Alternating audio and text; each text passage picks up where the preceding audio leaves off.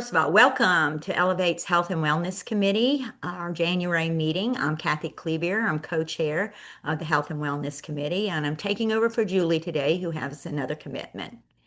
At this meeting, we'll be discussing trends in long-term care, both quality and access barriers, as well as opportunities for improvement on both the federal and the state level.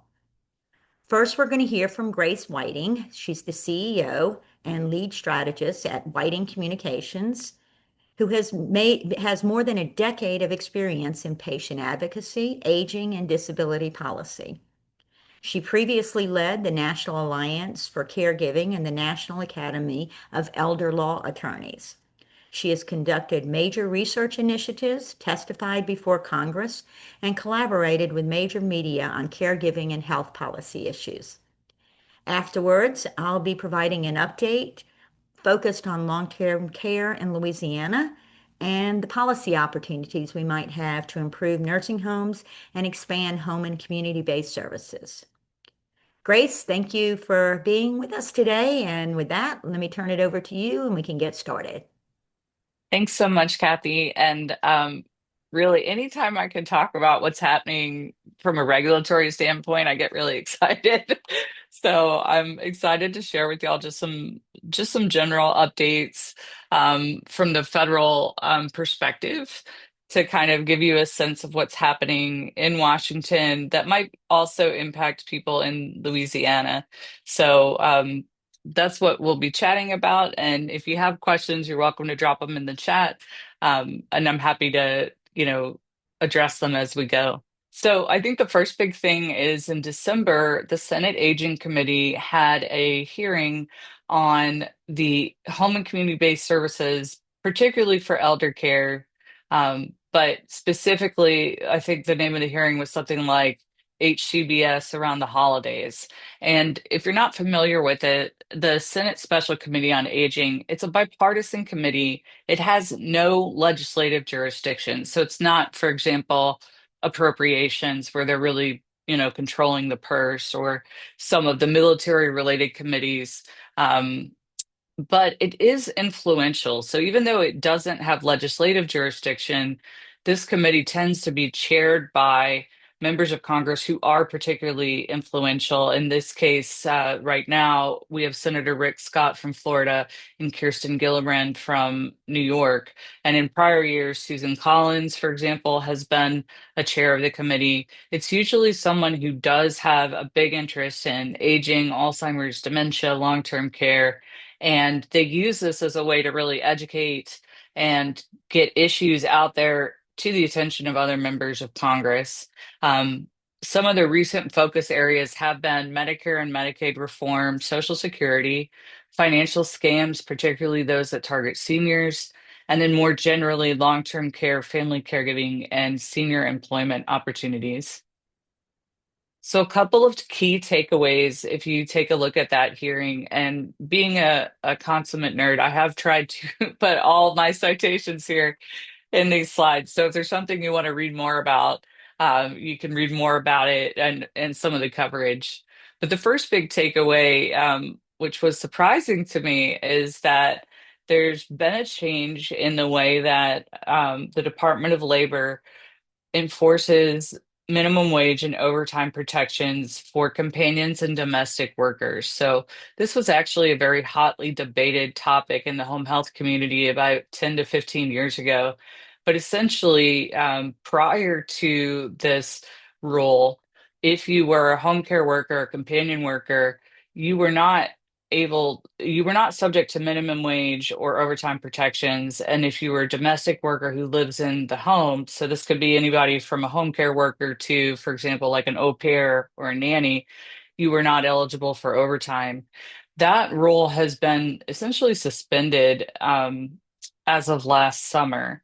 So the rulemaking process here it, in this administration has been a little unorthodox. But that said, I think this one will probably stick just because there's been so much excitement from the home health provider community who opposed the initial rule. There has also been some advocacy organizations that came out against it, particularly Leading Age, which is a coalition of uh, nursing home providers, PHI, which is a association that represents direct care workers, and then some disability groups. And the argument against it is that it makes it harder for people to have that continuous care and makes the workforce challenges greater. So that's something to sort of keep your eye on, is just those changes in home care workforce protections. The other topic at the hearing that was kind of front and center was the impact of the federal reductions in force. So, if you've been following the news, you may have seen that there's been a number of cuts to staff at HHS as well as other federal agencies.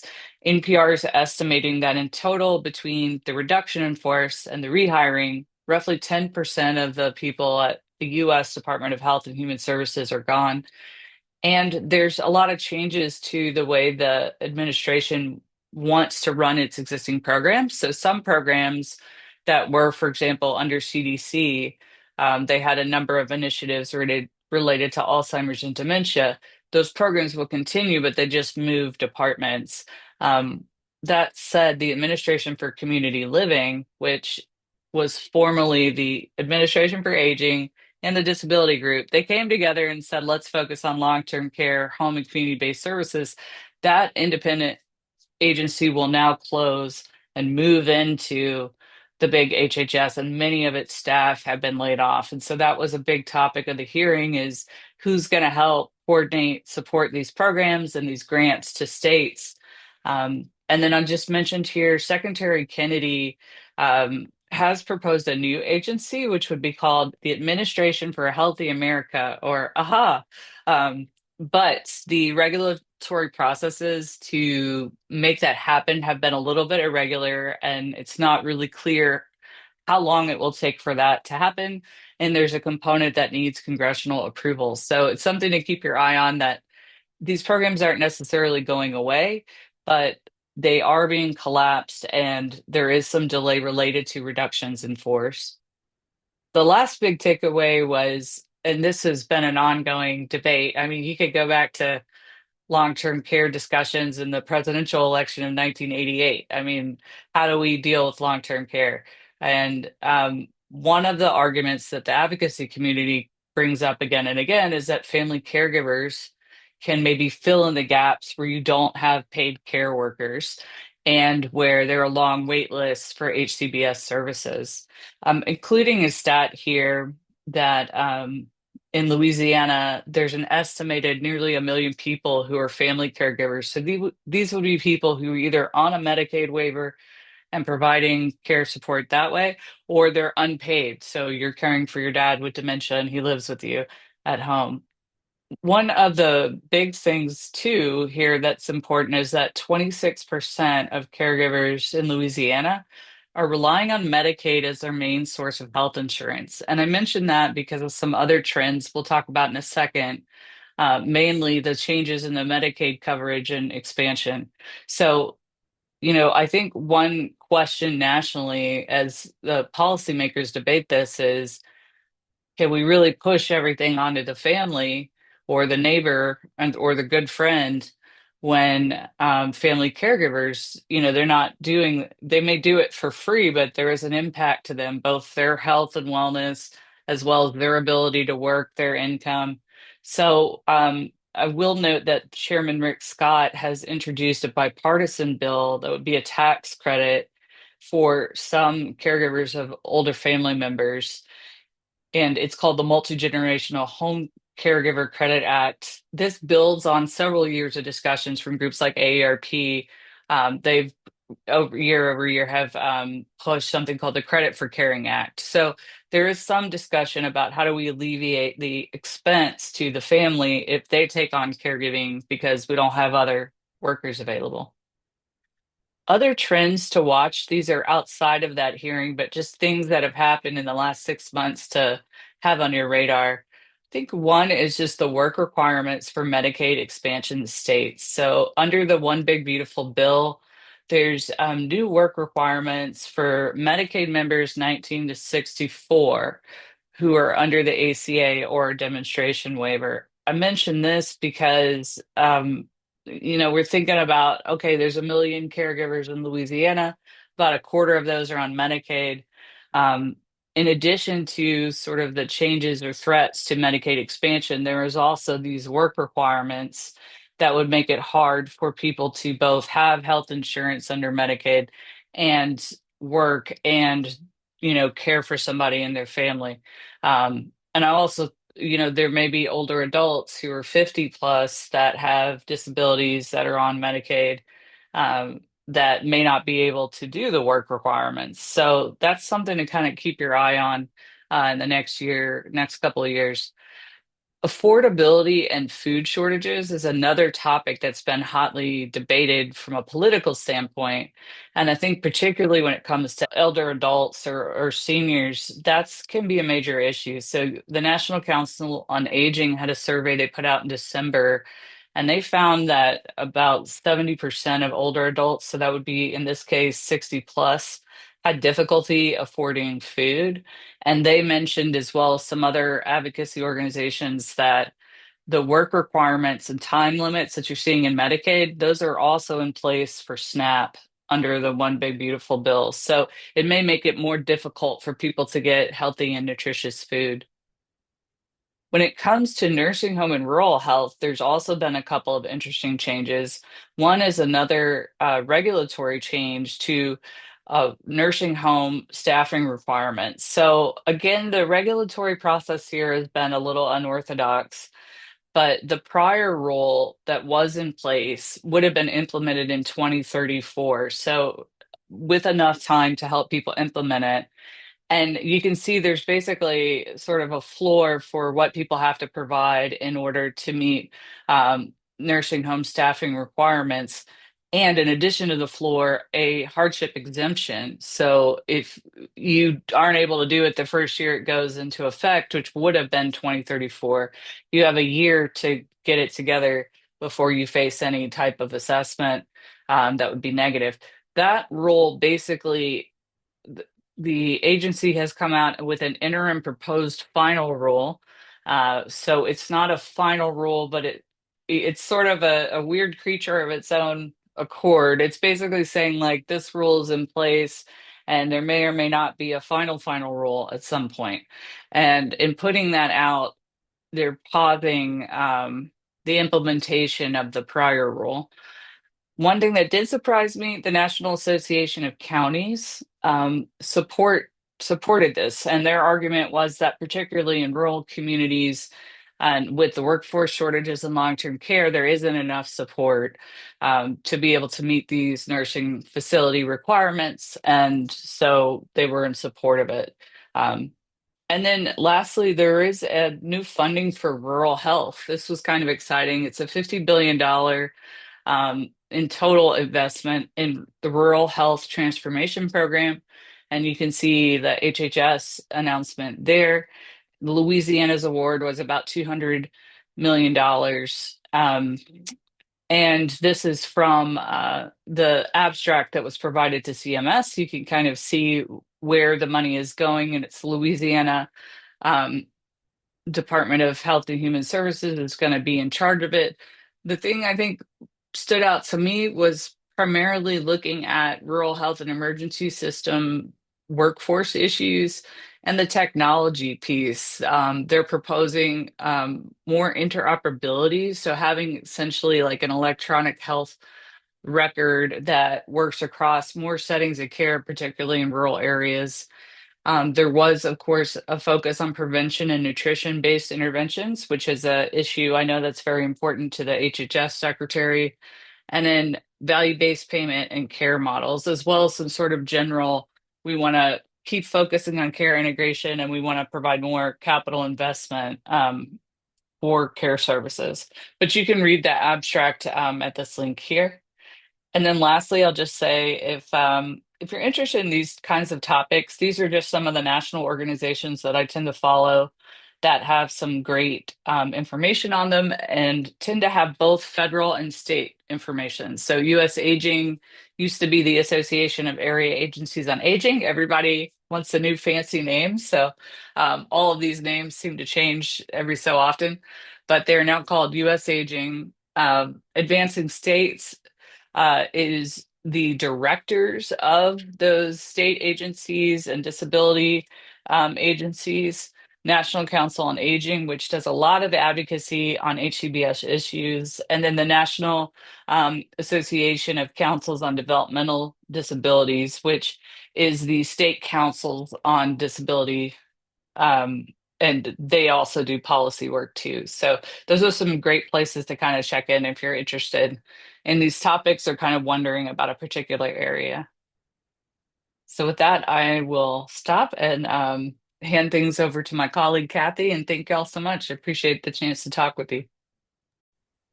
Thanks, Grace. I just had well, at least one follow-up question, and it really has to do with, some of the legislation, federal legislation that's proposed. And we've talked a little bit about this. What do you think the chances of success, for instance, are with the tax credit? I mean, do you think that's a real possibility, a tax credit for caregivers, or is it probably going to be difficult to get that through? I would say I think it's going to be a little bit difficult just because, this is one of those proposals that comes up year after year in Congress and usually different varying amounts. AARP had supported something called the Credit for Caring Act that I think has been introduced probably the last 5 to 7 years and hasn't gained steam. That said, one thing I am noticing is the voice of the people who are going through this has been very influential. So I know, for example, some of the cuts to programs at HHS in this current budget cycle, advocates went out there and said, hey, this needs to change. And they were able to restore some funding for example, dementia programs, research funding at the National Institute of Health, and so on. So I think it's possible if people were interested that they could get it moving, but historically it has not picked up a lot of traction. And I don't know if that's just taxes aren't sexy like some other issues, and so people don't put the manpower behind it. But And we had a question in the chat regarding it as well. Is it a refundable tax credit? the one that is currently proposed that Rick Scott has introduced is not refundable, so I think that's part of the issue too. Right now the IRS has a page about if you're a caregiver for someone, how you can claim them as a dependent or write off some of the healthcare expenses.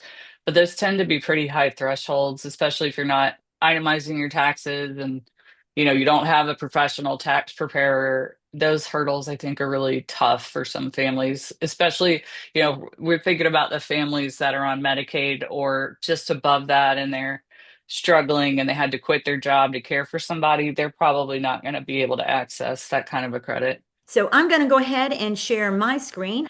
Okay, I'm going to just give a review of some long-term care statistics. We've been through a lot of this before, so I'm not going to spend a ton of time on this, but I just wanted to sort of set the stage when we start looking at policy issues this year as to what those long-term care statistics are in Louisiana.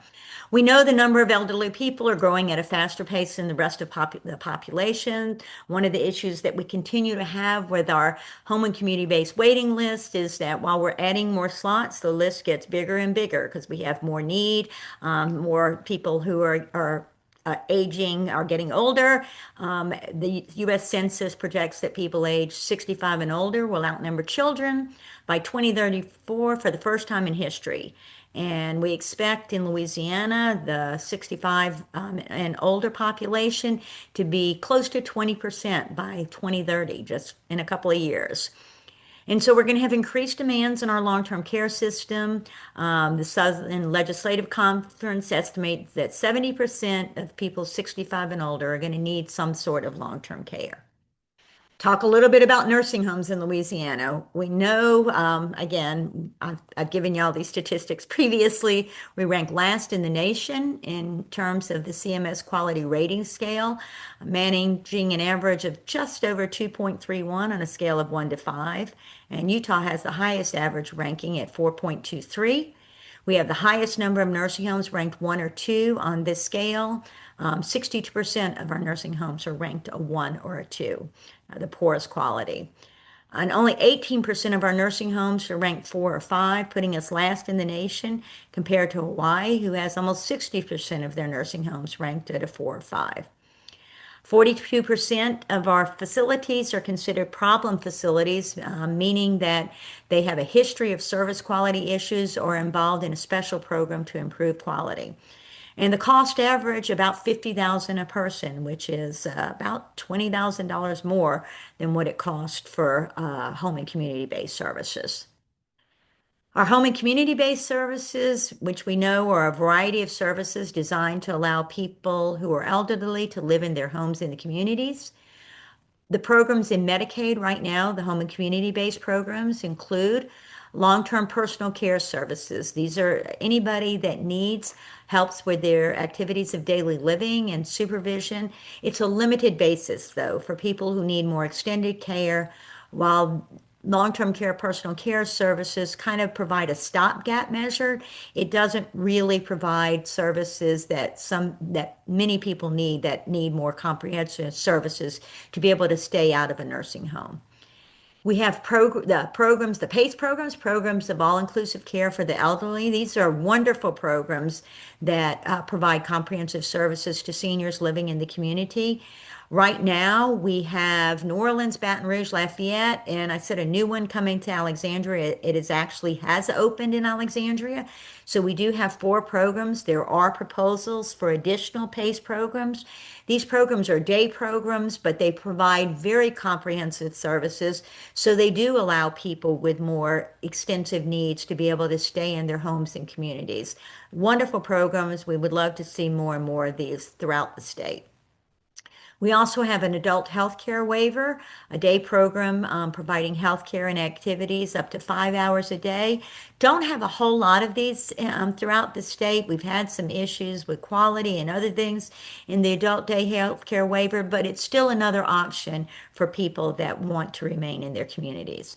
And then the most comprehensive home and community-based service that is offered is the Community Choices Waiver, which provides services in the home, including meals, maintenance therapies, in-home monitoring, assisted devices, nursing assistance. So a pretty comprehensive list of services so that people can remain in their homes and don't have to go to a nursing home.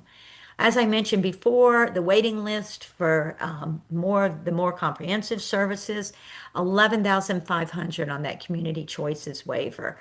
Currently, they serve about, the home and community-based service about 17 to 20,000 people annually, and the range is 23,000 for some of the lower comprehensive, they're not as comprehensive services, and then up to 38,000 per person for the more comprehensive. And again, as I mentioned earlier, average is around $30,000 per person for our community-based services.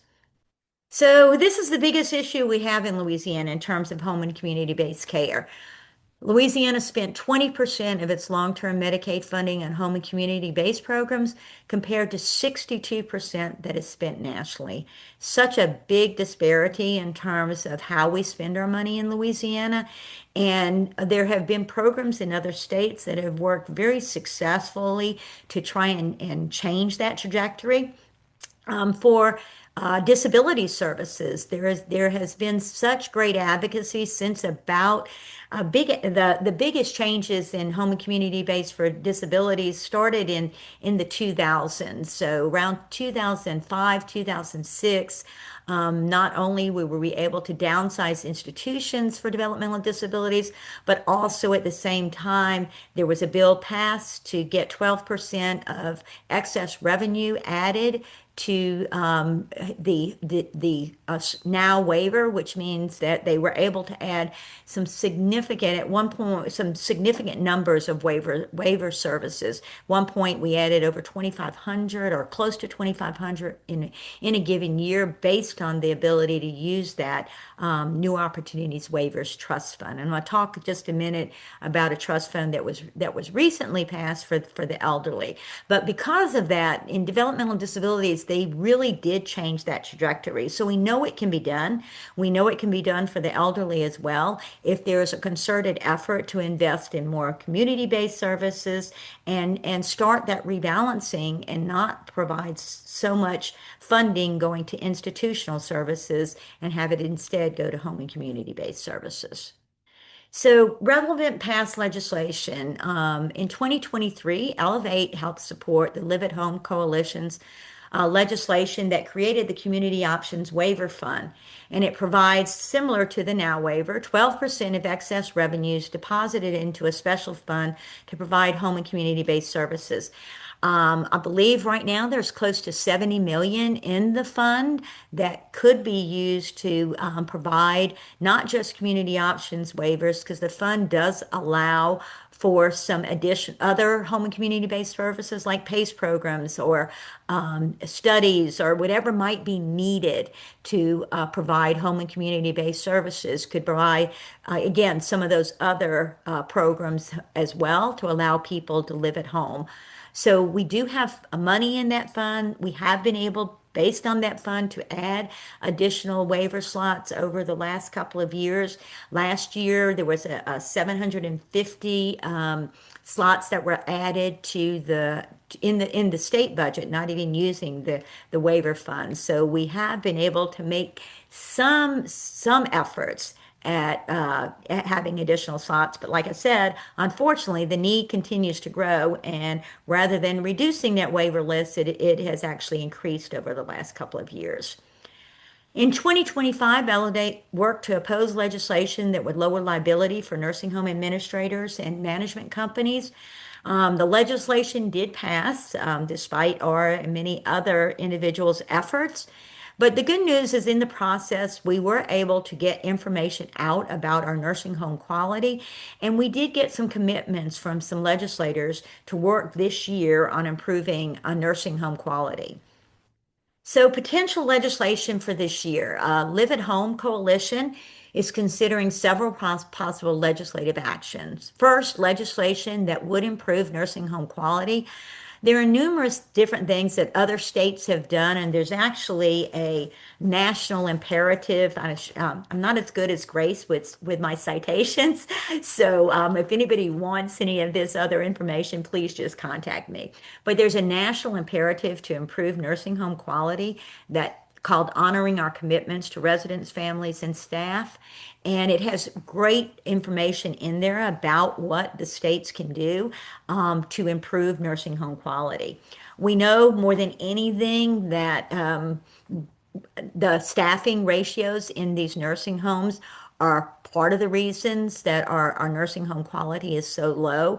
We continue to have some major, some homes that continue to have what they call immediate jeopardies, which are really severe citations that happen when there is either potential harm or significant harm to an individual in the nursing home. So we know, again, staffing would help increase staffing, and that's why we were really hoping that that federal legislation would pass that would improve those staffing ratios.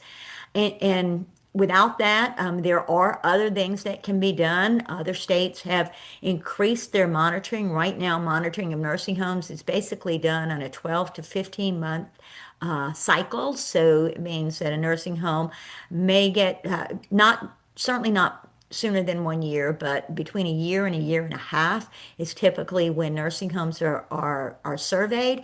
And other states have increased those surveys. And so there's some consideration of maybe having a bill that would do some of that, have increased nursing home monitoring.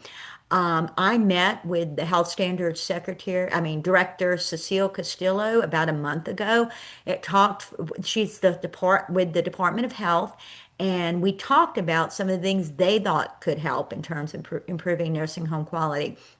And one of those things was that she felt like there could be quality teams that could go around the state, meet with nursing homes, especially those that have had immediate jeopardies. I asked her for some statistics on immediate jeopardies, and there have been close to 300 immediate jeopardies over the last several years in nursing homes. Some of them repeat. Many of them are not necessarily repeat within that time period. A lot of nursing homes are what they call yo-yo citations. They make citations, they have citations that are significant, they improve and they get the citation cleared, and then a year or two later, they're back again for the same issues, and that happens over and over again. And one of the things, like I said, that Cecile felt and was also mentioned in that paper that I was talking about was that increased reviews of these nursing homes, as well as having a quality team that could go out and work with nursing homes, would be also another way to help improve quality. Again, there are a list of different things that we're looking at. We have met, meaning the Live at Home Coalition, myself, along with Andrew Mule from the Live at Home Coalition and AARP. We've met with Representative Stephanie Hilferty. She has agreed to work with us on legislation, and she's willing to be pretty aggressive on legislation that might help in terms of improving that quality. We have an upcoming meeting with Senator Talbot.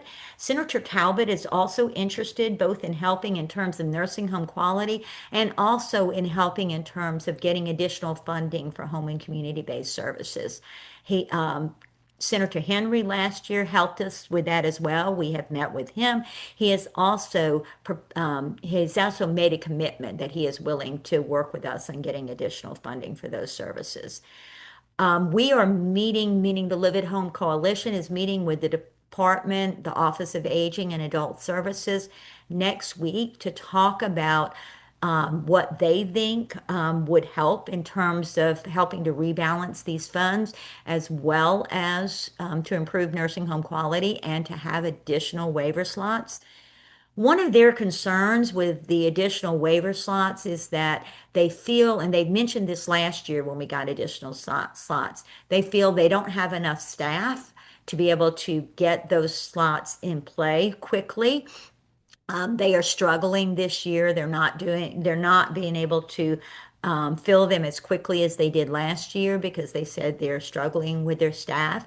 They also say support coordination issues are problematic in that if they don't have support coordinators to be able to connect them to a waiver and get them started and a plan for that waiver. That also delays people moving into those waiver services. So there is some thoughts, and again, when we meet with them next week, we'll talk about that as well, about getting some additional funding for either staff or support coordination or whatever they think might help in terms of being able to provide more of those waiver slots.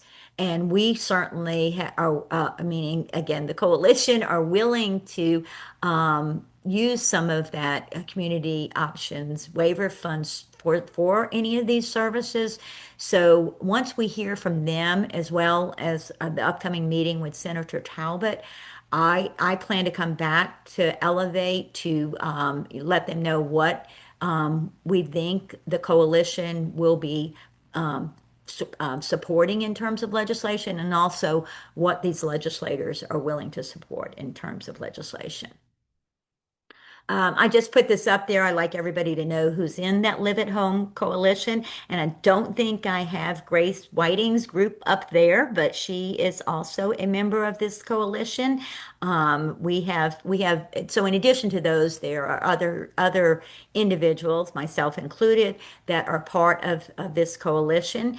And they're a very active group in terms of advocacy, and can really help with all these different organizations get the support we might need to support additional home and community-based services. And there's a contact for Andrew if anybody is interested. And I think that's it. Grace, I think you might have touched on this already, but could you maybe talk about the timeline for the implementation of the Rural Health Transformation Funds and how that's going to look? I'm not sure what the full timeline is, to be honest. Let me look real quick. what I will say is they just announced it in December, so there was a lot of sort of end of year flurry. So In the yeah. department, I know, they have appointed somebody, Julie, drawing a blank, Hogan is in charge of that. They are very actively moving on some of the initiatives, trying to make some decisions. But and again, this is based on what I didn't get to listen to the LDH shareholder meeting yesterday, but I know they touched on that during the shareholder meeting yesterday, and we're talking about that they were moving as quickly as they could to make some determinations in terms of how they're going to utilize those funds. But I don't know that I saw, and again, I didn't hear it myself, but I didn't see anybody that sent me any of the timelines for that at this point. Well, I certainly thank you all for participating and attending. Any additional information anybody would like, we'd certainly be happy to share it in the future. So thank y'all very much.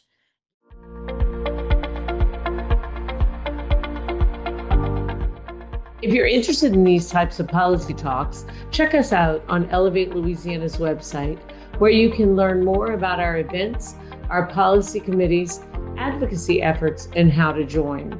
That website is ellevatela.org, ELLEVATELA.org. If you enjoyed this episode, don't forget to subscribe, leave a review, and share it with someone who needs to hear it.